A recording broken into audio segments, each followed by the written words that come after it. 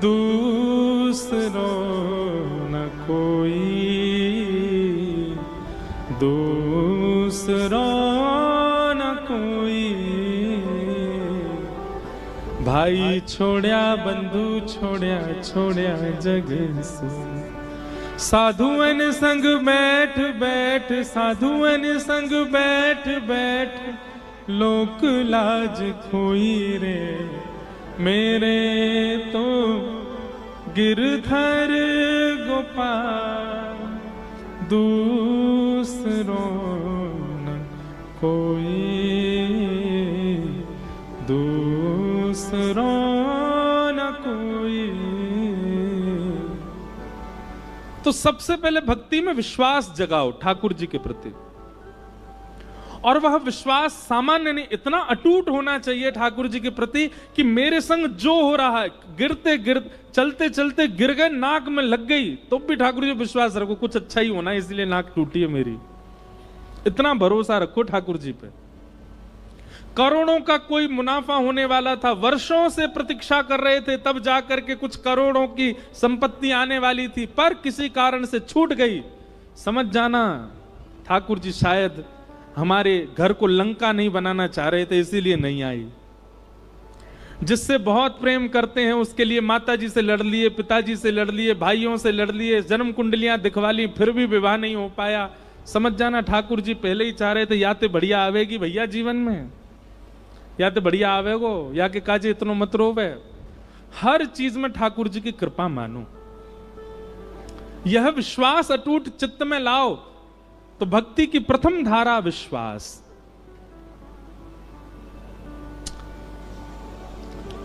पूज्य मलुकपीठ वाले महाराज जी कथा हम चलते फिरते सुनते रहते हैं, कुछ ना कुछ नवीन भाव मिलता है। आप एक दिन कथा में श्री मलुकदास जी का चरित्र बता रहे थे, और उस चरित्र में एक बहुत सुंदर कथा सुनाई, बहुत ध्यान से सुनना। महाराज जी सुना रहे थे कि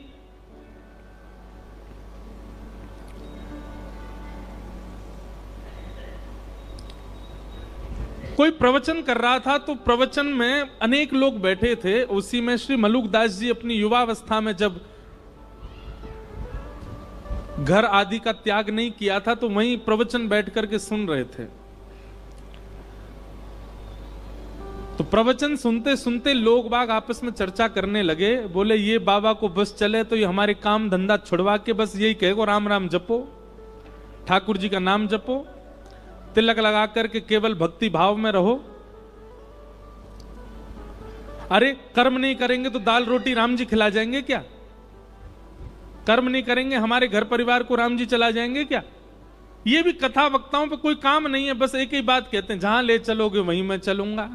ठाकुर जी जहां ले चलेंगे, ऐसे थोड़ी होता, कुछ अपने बुद्धि विवेक से भी तो करना पड़ेगा। ऐसे लोग चर्चा कर रहे थे और मलुकदास जी बैठ करके सुन रहे थे। तो मलुकदास जी अपनी युवावस्था में थे, उन्होंने उठ करके जो व्यास मंच पर व्यास जी थे उनसे कहा, बोले देखिए व्यास जी आप बहुत अच्छी बात बता रहे हैं, आप कह रहे हैं राम नाम ही सर्वस्व है, भगवान नाम ही सर्वस्व है, कथा ही सर्वस्व है, लेकिन कर्म भी तो प्रधान है। इन गांव वाले लोगों की बात भी गलत नहीं है, अगर हम कर्म नहीं करेंगे तो खाएंगे पिएंगे कैसे? सुंदरकांड भी कहती है देव देव आलसी पुकारा, देवताओं के भरोसे जो पड़ा रहता है कर्म नहीं करता वो आलसी कहलाता है। अगर हम कुछ ना करें केवल राम राम जपें तो राम जी हमारा घर थोड़ी चला देंगे, और घर चलाना बहुत दूर की बात, हमको रोटी राम जी थोड़ी खिला देंगे, वो तो हमको खुद ही खानी पड़ेगी, खुद ही मेहनत करनी पड़ेगी। व्यास जी ने कहा देखो भैया आपकी बात हम उसको प्रणाम करते हैं, पर अगर किसी के चित्त में अखंड विश्वास हो ठाकुर जी के प्रति, और ठाकुर जी के प्रति कोई संबंध उसका स्थापित हो गया हो, और वो ठाकुर जी पर इतना भरोसा कर ले, इतना विश्वास कर ले कि श्री राम जी ही मेरे सर्वस्व हैं, वो कुछ ना करे राम राम जपे, राम जी खिलाएंगे उसको। पहले बात तो सुन लो, ताली पहली बजा देते हो, पहले कथा तो पहले आगे बढ़ने दिया करो।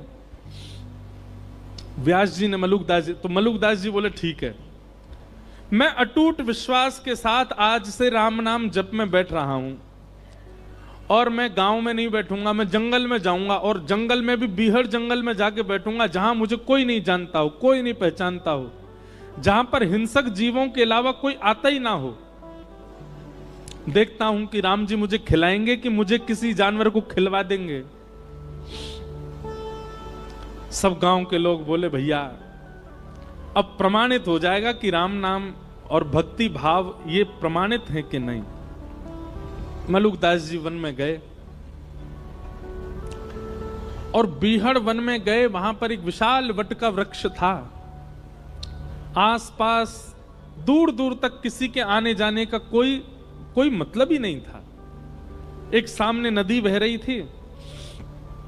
मलुकदास जी बोले यहां कोई नहीं आएगा, यहीं बैठ जाता हूं। और वृक्ष के ऊपर एक डाल के ऊपर बड़ी सी डाल थी, उसके ऊपर मलुकदास जी बैठ गए और राम राम राम राम जपने लगे।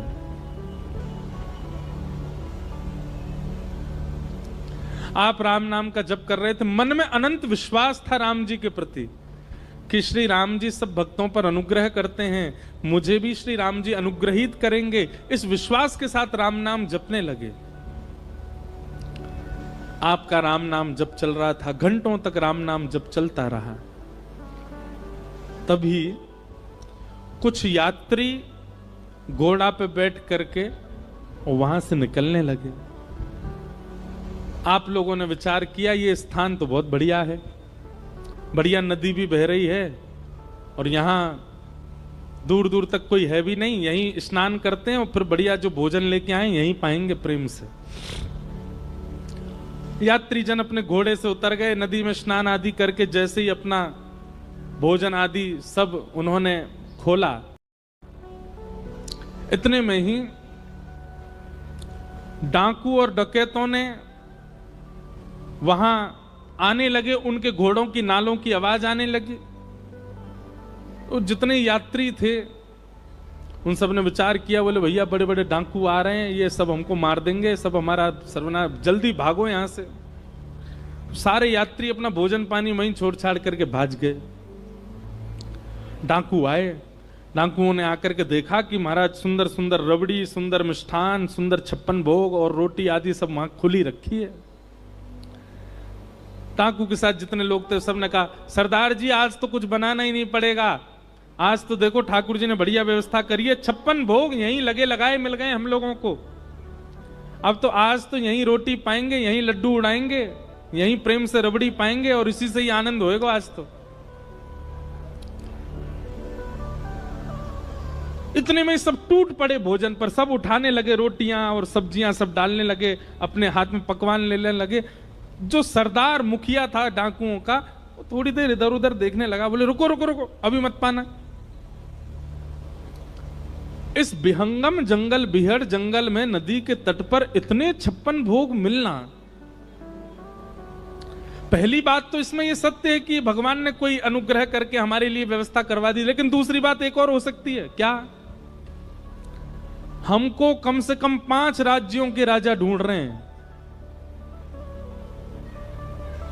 कहीं ऐसा तो नहीं उन लोगों को हमारा यहां आना पता हो और ये सारे व्यंजनों में विष डाल करके उन्होंने यहां पर ये व्यंजन रख दिए हो, और कहीं हमने ये पाए और हम पाकर के विष के नशे में आ गए, मूर्छित हो गए, मृत्यु हो गई, तो वो 5 राज्यों के राजा जो हमको ढूंढ रहे हैं वो हमको ले जाएंगे यहां से, उनका तो काम हो जाएगा, कोई नहीं खाएगा, नीचे रखो इसको।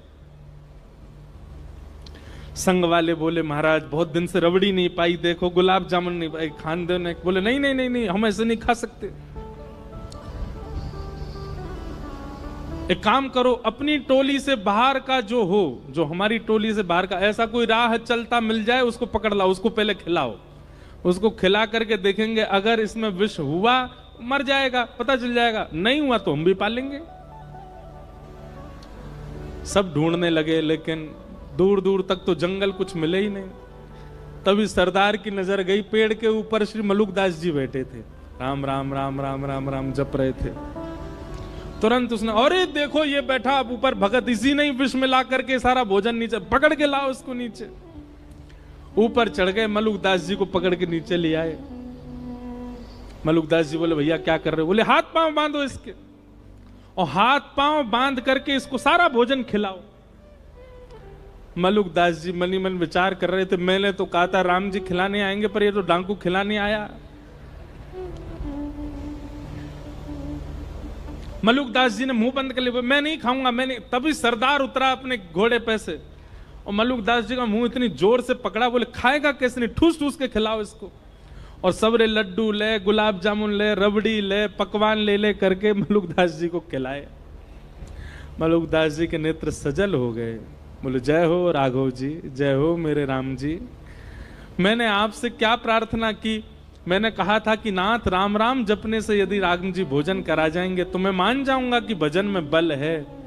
आप भोजन दूर, आप तो पकवान पवा रहे हो मुझको, और पकवान भी इतने विहंगम जंगल में कैसी योजना बना करके, क्या कृपा करके आप सब व्यवस्था मेरे लिए कर रहे हो नाथ।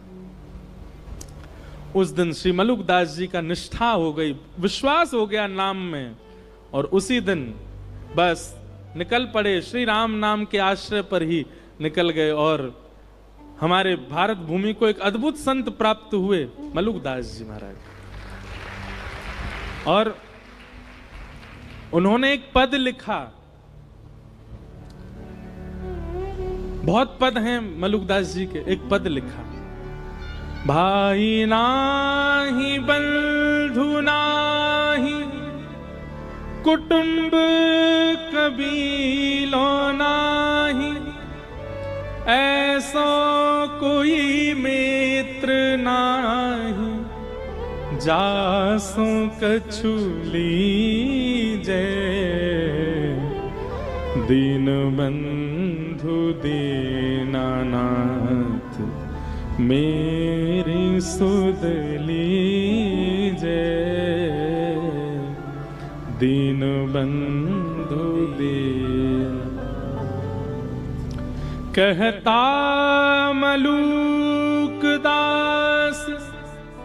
छोड़ दे वीरानी आश, कहता मलुकदास छोड़ दे वीरानी आश। मलुकदास जी कह रहे हैं दूसरों से आशा छोड़ दो, किसी से आशा मत रखो, आशा ही परमम दुखम। अरे खुद से भी कोई आशा मत रखो। कहता मलुकदास छोड़ दे वीरानी आश, कहता मलुकदास छोड़ दे वीरानी आश। तो फिर कहां जाएं किसी से आशा ना रखें तो?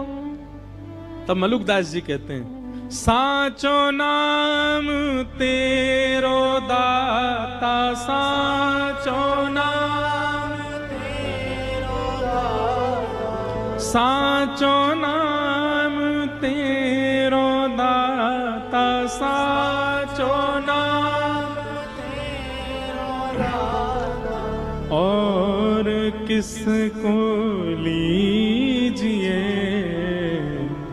दीन बंधु दीनानाथ, मेरी सुध लीजे, दीन बंधु।